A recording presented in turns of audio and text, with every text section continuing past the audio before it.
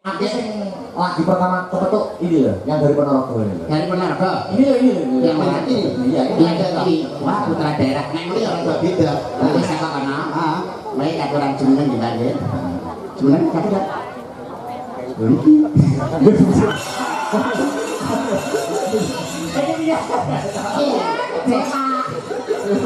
Oh, pripun masak bang? Apa ya? Nah, pripun? Saya. Piye Mas Wanda? Iya.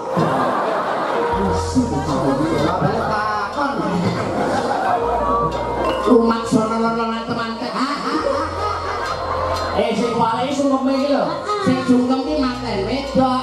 Aku ya wedi kualat. Lah kok iso? Wong biyen sing nyunatno kene kok.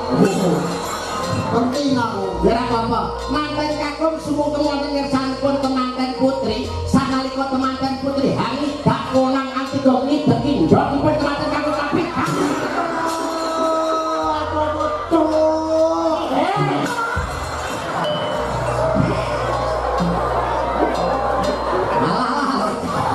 Pak Lurai. Pak Lurah. Nah, lagi siji. Kali siji. Iya. Lho kan iki demi Pak Lurah pisan kok balik. Ya ora dinggo. Kene. Balik. Minggah madan sininggil Binakurata. Sang Narendra Mudawani sajuga. Kawis dene. Lah ora aku. Manten putri badhe ngeteraken manten kakung wonten ing UGD.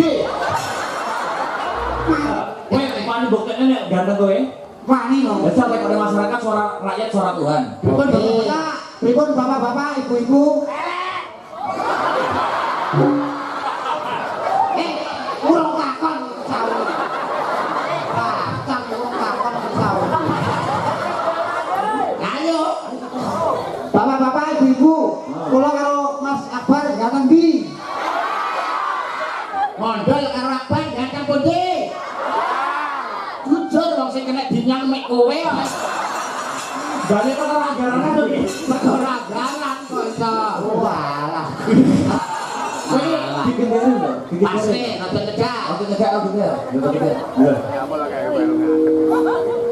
Bedelo Irat Moyo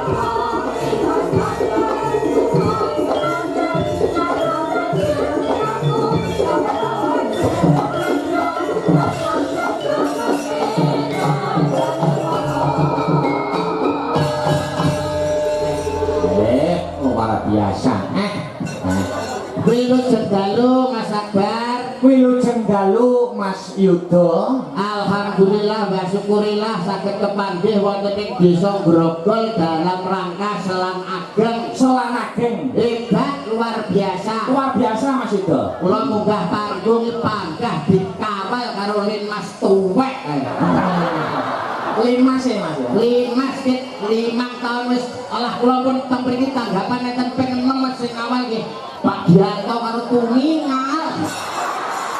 Kowe biyen panggamu ora ganti-ganti ya Mas.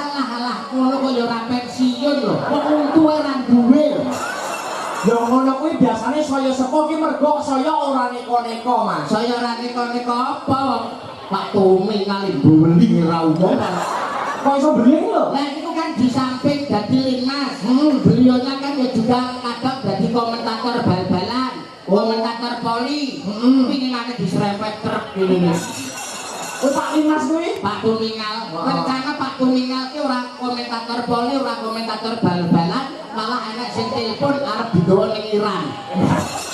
Kok iso tekan Iran barang lho? Anu kon komentator perang. Mulai perang dadak komentator. Ya, Seneng ya Mas ya? Malah seneng ditangga kok. Iya iya. Napa mulai kepanggih kalih dulur-dulur, kepanggih kalih Bapak Kepala Desa Pak Jalu. Pak Jalu Prasetyo. Yaine anteng, meneng, gak kakean ngomong, saking antenge wargane gak ngerti utange piro lho gak. Ya utangnya ditutup ya masa wong. Tapi sukses Mas pagelaran Selang Ageng. Desa Grogol beda dengan desa yang lain. Sukses tepuk tangan untuk Desa Grogol. Luar biasa. Piye dijajaki Mas. Masih ke desa-desa saiki lurahe padha pucet. Lah piye to Mas keterak operasi desa ki dede karek ngapa 300 bujul saiki lho. Nanti mau bagaimanapun itu kan kebijakan. Karnaval lancar, Lancar. sepak bola lancar, Lancar. bal-balan lancar, Lancar kabeh. sound system. Heeh. Iki termasuk sound system padha ndelinane Mas. BPJS. Sorry. Iya, Kok jenenge BPJS? BPJS iki bayare pisan nggo sesasi.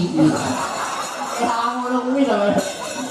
Nah, tapi kompak warga masyarakat mriki. Iya. Wah, panjenengan sing dipilih ning langkah dalan. Amin. Dasare isih enom, muda, ganteng, prestasine luar biasa, wayangane ya apik. Niki lho Mas Akbar dalang ganteng. Tepuk tangan ibu saya. Mas Yuda ya pelawak hebat, pelawak senior. Nggih, loro ditanggap ping 6 teng mriki. Ping 6 to mriki nggih. Mboten kok perkara apik, mboten kok perkara lucu, Pak. Lah perkara apa? Sing gampang dinyangi aku tok. Lah, kok panitia tenan. Lek wis gelem, Lah piye kok? nek wis nyagu iki aja ngresula. Ora kok perkara nyadi ngersulu Mbah Lurah ya nggo telepon mesti nangis sik. Masa lagi-lagi telepon doang aja. Telepon. Ora salam sik, ora salam. Ora salam sik. Mas Udo kok kula ditulungi. Ini lho piye kok saged pripun. Malah iki rencana kula mboten badhe ndakil blas lho. Lho, kok ngono lho? Keterane mandal. Ya modal Mas modal iki. Badhe kula daftarne mudin mriki. Lho, lah kene modine? Modele kosong iki. Oh, model Grogol masih kosong. Model Grogol kosong nembe sakit. Lah rencana iki kula kan genteni kan potongannya wis kaya pocongan to. Omong to, iki 50 temen-temen ae. Jadi ini seminar. Setani modin ku akeh rong dino mati. Ya ora ngono kudune kowe iki bangga dadi modin. Tapi nek potongan iki ora pantes dadi modin kok. Lho, lan apa Mas? Pantes sing ditelke iki ya iki. Padahal mayit. Ya ora ya mayit kudune matur nuwun. Kowe wis ping pindho lho nek iki ditangga. Oke. Nah, Itu. sing awal ya pangga Dari pasang kuwi. kudune yang sing awal ngono ya. Lah kok malah aku ning arep ngono njaluk tuntun iki to Mas. Aduh. Kudune sing jaluk tuntune malah sampeyan. Yang jaluk tuntun kan wayahe aku. Sing ngono golekne dalan. Iya, lah kok Pak Dianto itu nah dulu. Ada piro digone wis kote. Ora ngono. Wah niki hebat luar biasa lho, Mas. Alhamdulillah dalu punika masyarakat tumplek-blek Mas. dalam rangka Selang Agung sedekah bumi bersih desa, ngresiki desane lahir lan batine supaya adoh saka Memala adoh saka Sukerta caketa ing kawilujengan katentreman lan kabahagiaan Allahumma Amin. ingkang saaturan malih warga Grogol gadah niat-niatipun caos hormat dumateng kaki danyang nyai danyang ingkang mapan wonten ing Grogol pramila dipun sekseni dipun suwuni berkah rahayu wilujeng serinten sedalunipun sangajeng sakinggihipun ingkang saaturan malih masyarakat Grogol paring hormat dumateng dinten 7 pekenan gangsal yahnenten kopine kok derek medal Malah nyemoni kopine ora pedal. jangan salah kok dene ireng-irenge ya. Wah hebat luar biasa niki. Luar biasa tapi Niki agenda tahunan Mas. Agenda rutin nggih? Agenda rutin. Setiap tahun Desa Grogol itu mengadakan Selan Agung. Artinya apa? Artinya apa? Maknanya apa Pak Yudo? Dan kula jelas nih. Nggih, nggih, nggih. Selan Agung itu kan tinggalane para leluhur, warisane para eyang-eyang ingkang sampun surut ing kasih dan jati. Nggih. Harus kedah dipun uri-uri, harus kedah dilestarikan. Betul. Napa meneh gelar pakliran wayang kulit. Kulit. Wayang kuwi warisane eyang. Wayang kuwi jarwa dosake wajibe sembahyang. Ana sing ngarani ringgit Sunan Giri sing nganggit.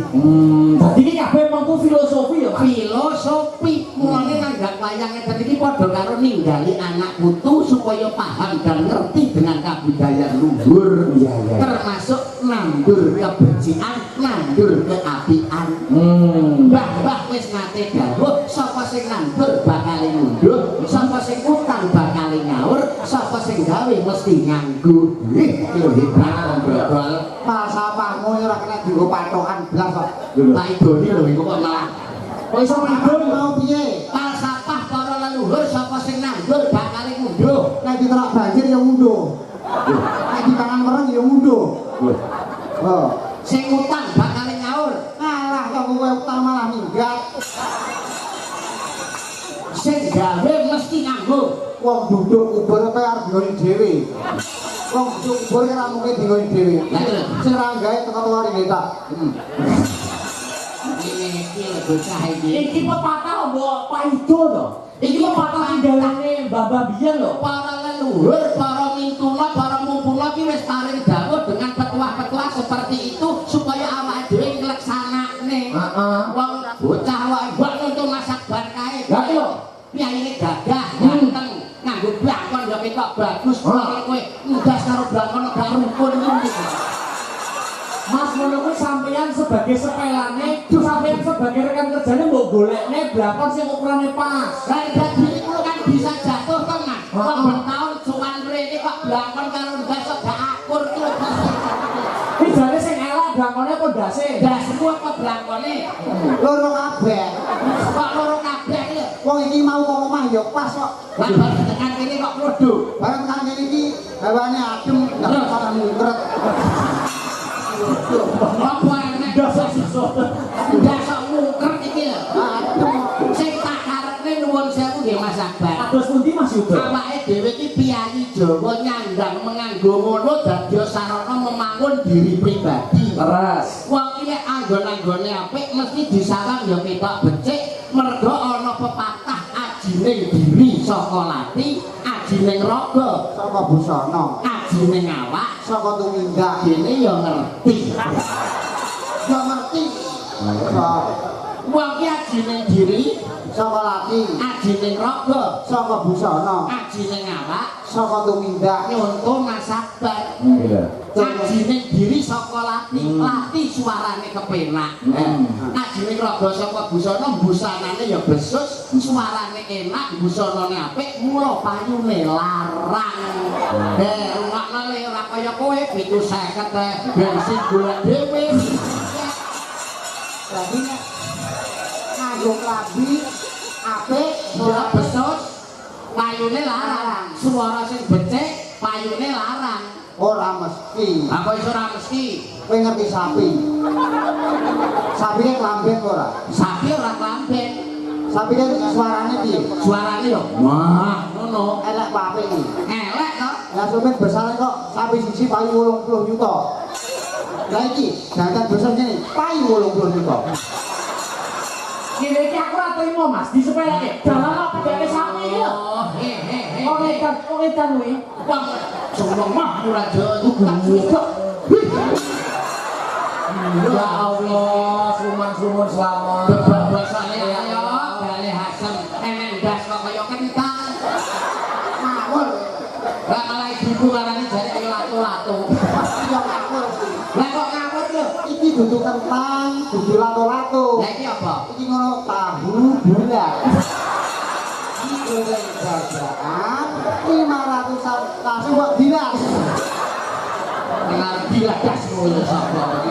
Iya lato-lato. Ajine rogo saka busana nyandang besuk suarane apik payune larang. Larang. Alah sapi kira nganggo klambi, suarane moh ngono kae paine 80 juta.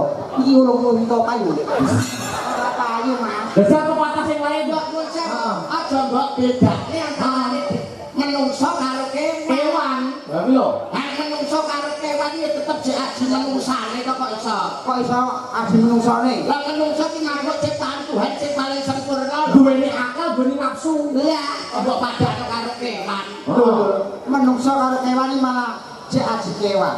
Lho, iki bocah piye to? Piye to nek bocah kino? Wis tak mut lambemu lho. Contohnya gini.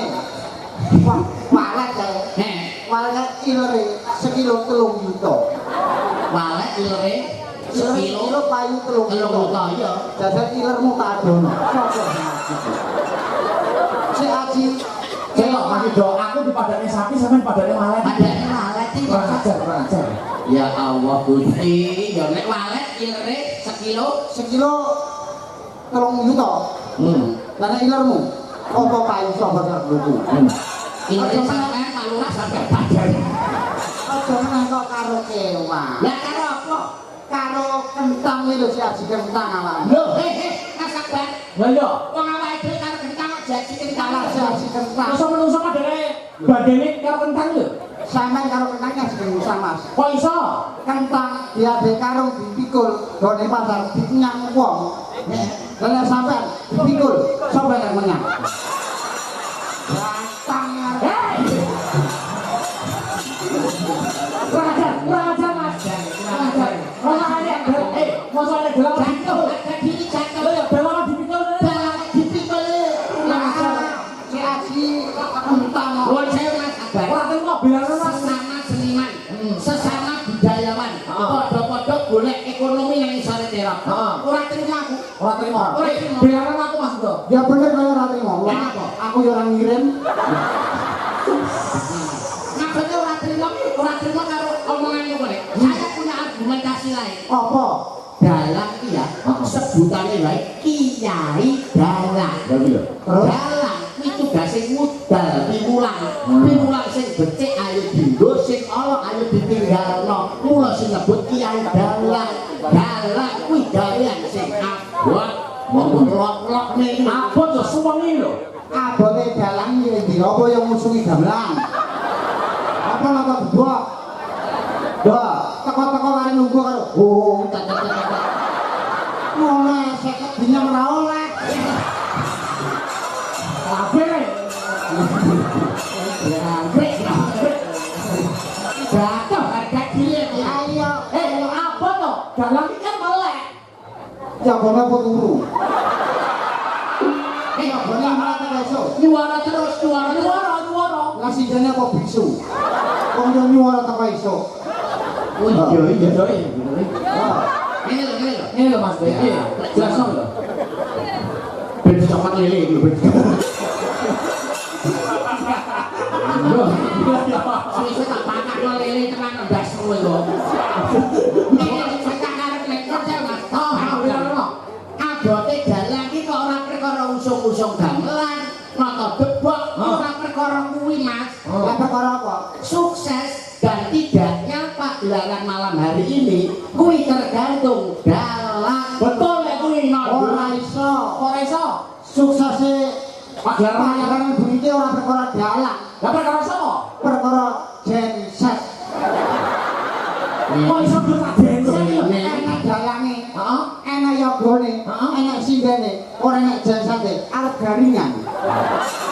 Bosok gorokane Mas. Aduh.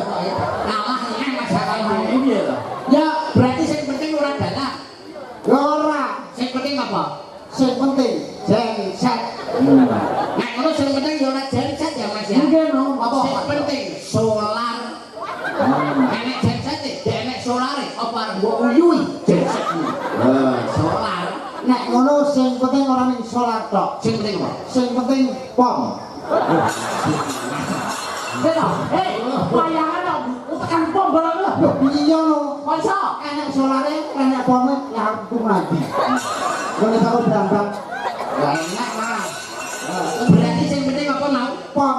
Nek kalau berarti sing penting ora pom. Lah apa? Sing penting lemah utawa bumi. Nek renek bumi, mbok kencetne di pommu. Bumi penting. Bumi penting. Nek ngono sing penting ora bumi tok. Lah sing penting apa? Sing penting Allah Subhanahu wa taala. Wis entek. Wis entek ana sumuli Kok no. paraken krono ya wis entek. Lah ra tau didep ning kono ya semang untung ngengkel. Mangsa. Ya yo ambek kandhane. Ngeyelan, ngeyelan. Wong iku ne. Mbok ning kene iki kampruh iki penting, akademisi penting. Awakmu ditekani rene iki seniman-seniman, kuwi mergo sakan pintere awake dhewe. Lah, Pintere ngono kok ndi? masa kowe iki pinter lho. Masa kowe iki S2, kowe lagi S1. Iki Astabrata, Astabrata. Sinden iki minimal S1 kabeh. S1 kabeh iki. Syukur. Lah iki yo, iki yo. Iki sing tuwa iki. Heeh. Iki malah enek S7. S7 aku S2, S pilek kowe. Iki sinden kabeh. Iki sinden sing berkualitas. Berkualitas. Aja mbok anggap sepele. Seniman boleh sebuah profesi seorang seniman. Tapi sivitas akademika, skill dan kemampuannya jangan boleh diadu. Oh, boleh betul. Loh, umpama nuwun sewu Mas Akbar. Heeh. Mas Mondo iki diwenangne milih presiden sing sak minake. Sing mbok pilih sing ndi? Sing mbok pilih sing ndi? Ya sing iki. Betul, iki disiapin. Anake merokno. Ya apa sampe tekan kono. Oh, enak milih iki. Kenapa kok enak? Lho, wis kotot, Mas. Usah wis kotak iki lho. Milih sing iki wae sebelah kene nganti tekan kono. Lah khusus sing sebelah kene iki kok khusus nyembah laler mengen. Bangi lawan pengar dirubung laler. Dipun keparengaken jumenengaken laranggono. Karena suka pari suka beguyonan sesarengan keran kanca-kanca Astabrata kok suwe ora jamu. Sik, aku sing lagi pertama kepetuk ini loh, yang dari Ponorogo ini. Dari Ponorogo. Ini loh. Yang mana ini? Iya, Iya, ini. Wah, putra daerah. Nek ngono ya ora beda. Tapi saka kana. Ah, Baik aturan jeneng di Bali. Jeneng kata dak.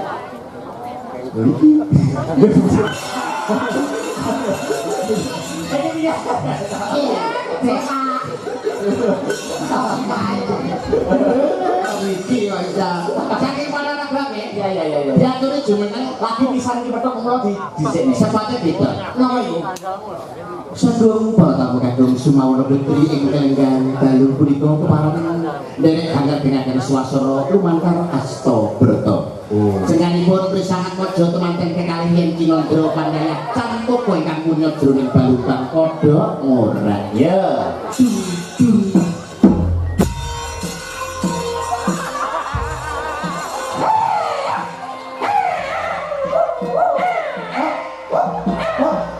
Kok kene manten diubung kire wong kudune cukur kok. jago.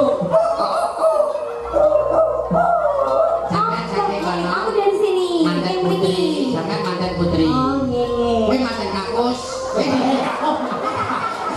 Manten jumblung. Manten kakung. Lo MC. MCM nih harus. Lo tak MC nih Mas Mandan. Yo yo. Tak MC ya dia ya. Ye. Asaku. Ya, MC monggo. Wah, yang di mongso kono dumawa ing kodrat. Pripun natakan saya nggih? Saya Saya nggih. Saya. Ini Mas Mandan saya. Yo. Nalika semono ana sifat jalutan api wanita ingkang gebyo alami madya ngancik alami dewasa mestuti ilo jaring para pripun Mas Akbar. Apa ya? Lah pripun? Piye Mas Saya. Mandan? Yo. Ora balik takon.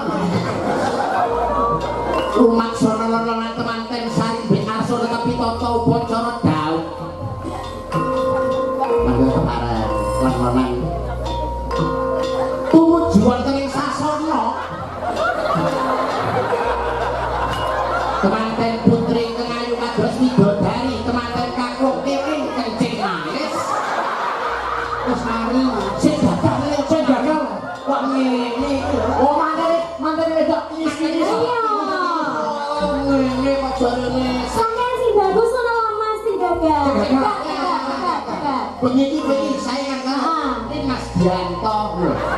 Mesem sithik, mesem sithik. Nah, ngono. Lah, Mesem. Loh, bojone ngene iki piye? Lon-lonan dene lolongan sora temanten sari be asor ke berita. Ribut mah ribut saya ye. Saya. Tata pacara gap. Nah, tetapi ada iki diridone kan saking keparek temanten kekalih kan sami picakipun. Kamu bablas lho. Wonten kuat salipan sintangan ye. Ayo batok ringangkul ki lempit-kempit to nggih tengah. Lurus. Goblok Gon sewu.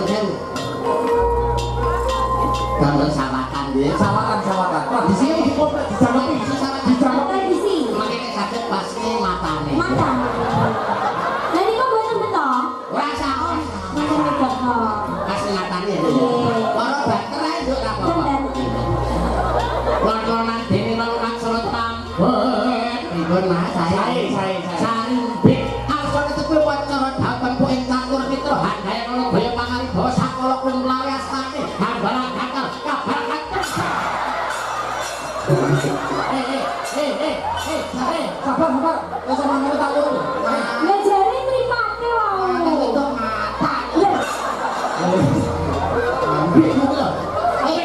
Wapuk basa basa. Lalu mana lagi? Balang kena mataku. Iki balang yang gantal mas. Bandung nganggo suruh. Nah, sesuai aba-aba MC. Orang nganggo Suruh gak enak. Ganti gedang. Gua tinggali botol. Oh jaluk botol. Oh, dilulu kowe. Lon-lonan. Bikon mas saya. Apik gila apik. Oh. Ketemu kapan? Kok ra temu-temu. Tenaga kami tinggal repepeh. Aku ben. Saya gini. Saya jalan ini. Lon-lonan dene lalu maksono. Sang pujanggane Daud. Ya. Kemarin hangut cau mantram sakti ibu rahayu. Wah iki. Gonggo tridonggo berdo mendak kala sirna. Assalamualaikum salam gedhok basa iya kang rasen. Ilang sakit Sukerto ilang sakit bilai salam. Wah, balak.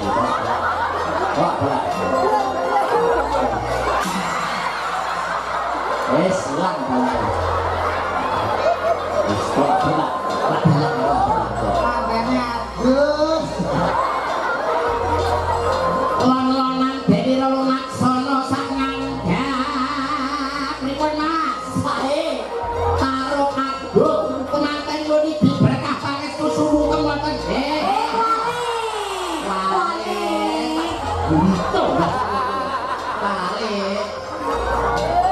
Berkah pangestu suwu kemanten. Sing wale sungkem iki lho. Sing jungkem ki manten wedok. Aku ya wedi kualat. Lah kok iso? Wong biasa nyunakno kene kok. Penting aku. Ora apa-apa. Manten kakung suwu kemanten ngersanipun temanten putri. Sanalika temanten putri hangi dak konang antiga ngideki ndok pun temanten kakung kapit.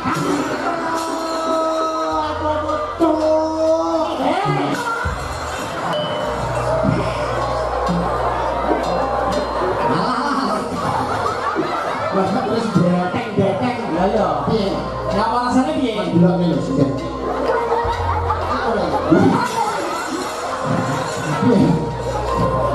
Kita pangkah lho. Ora. Salah jalan tahu. Ngapa kendel? Kak kok delok karo ora lho. Sing ora. Lah suarane piye to? Muni maktus. Coba jajan. Pak Lurah sing ndi? Kan sing durang lho Pak Lurah. Pak ora. Nah, tak siji. Kae siji. Iya. Yo kan demi Pak Lurah pisan kok ben. Ya ora kena dinggul. Kene. Balik. Ninggah madan sininggil binakurata. Sang Narendra Mudawani sajuga. Kawis tinggal gandul.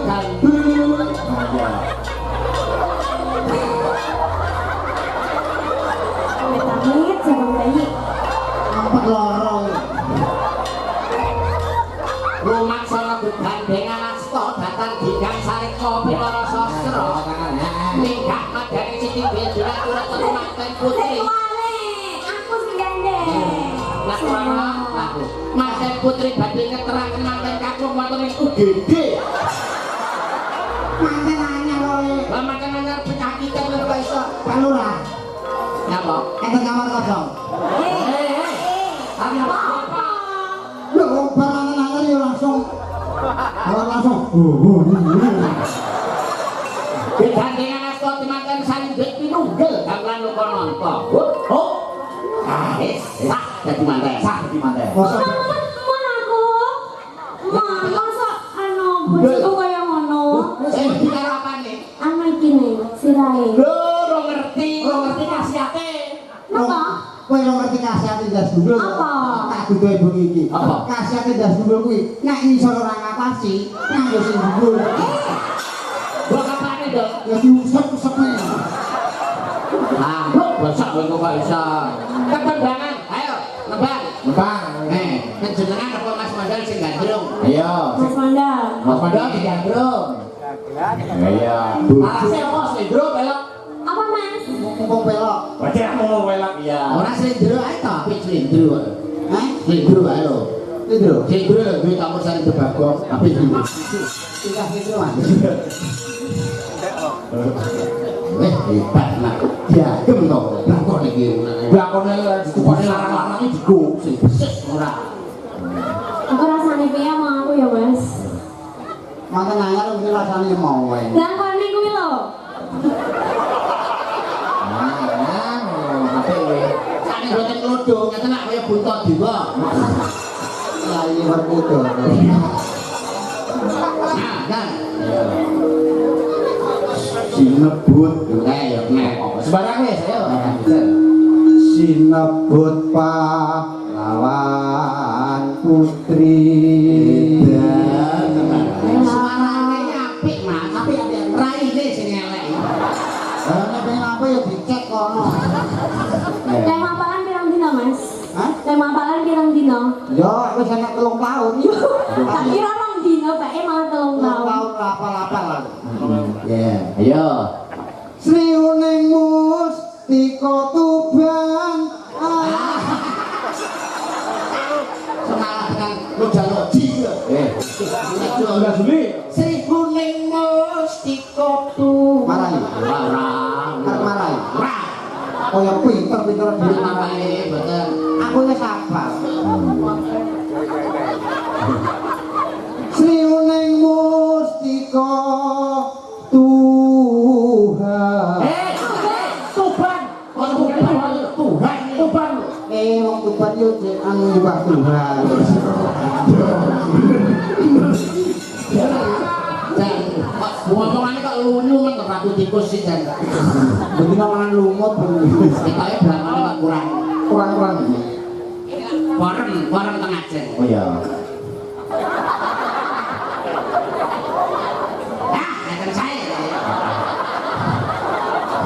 Niki nek unsur udan-udanan aman. Kok iso? Lambe ra teles, irung ra teles, enek terase. Yo lak diro bengi iki aku. Nyapa? Rai enek empere. Ya. Putra Kanjeng Sira lawe. Bapak ganteng kaya bebek. Wah, kemayune. Kemayune ki. Alah, maksaku. Ora dienek. Kamu ngene lho. Ora. Kok menek nih kok. Wes. Tuk komprang. Dok pranggung. Prangkung. Marai. Ora. Wis bener ngono kuwi kok. Lah marai. Ora. Tabuk. Tapo ini lho. Tapo ini lho. Ini di. Iya. Tuk pranggung bojone doro.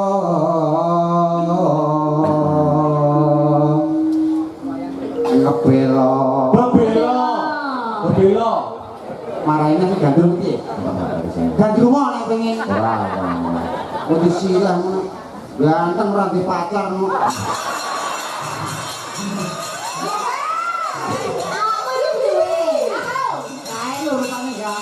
Payu-payu. Nek karo kowe wajahe piye to, Yo mirip to jane. kowe karo Akbar, Mas Akbar, Mirip. Jaset karo Kayak kok penonton ya. iya iki kok penonton iki. Kalau maksudnya dia lahirnya kembar. Nah, Pripun? Ya, Cal. Kowe wani buktine nek ganteng kowe. wani no. Ya, Cal, nek masyarakat suara rakyat suara Tuhan. Pripun Oke. Bapak? Pripun bapak-bapak, ibu-ibu? Urung takon sawu. Bacang urung takon sawu. Ayo, Bapak-bapak, ibu-ibu, kula karo Mas Akbar ganteng ndi? mondol karo Akbar ganteng pundi? Masa ganteng Akbar? Kowe nang ngono suara Akbar Akbar. sebelah mana? Kejar. Sebelah kono apa piye? Sing sebelah mriki. Kula karo Akbar ganteng ndi? Ayo padha kali kami padha. Oh sing ngene. Tok. Sing elek Mana Pak Lurah? Pak Lurah, Pak Lurah. Pak Lurah. Heeh. Kula karo Mas Akbar ganteng pundi Pak Lurah? Padha. Oh, waduh, bagus. Pak Lurah iki jujur. Ora perkara jujur wong sing kena dinyang mek kowe kok. Balik kok ora garane to iki. Perkara galan kanca. Walah. Kalau aku bae men sing enak dinyang aku tok. Ayo, Ayo, terus Kak. terang.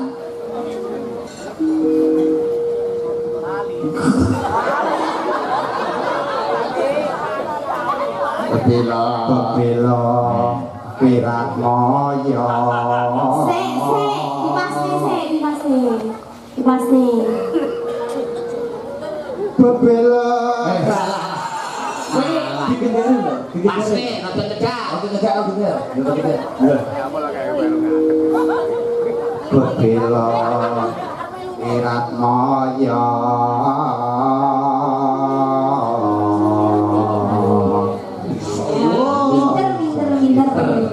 Pinter ya. Pangurung. Marene. Panmurung sriuning gundul.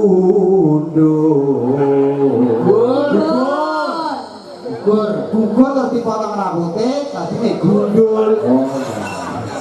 Terus Tadi kusumane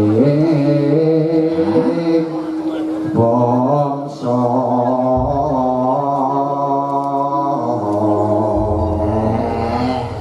dibacet nggih, balik lagi. Gawane napa derek mangga. Nah, kasut gawane mau ora apa-apa. Ya. Yuk, buka celuk, monggo, Mbak Mira. Oke.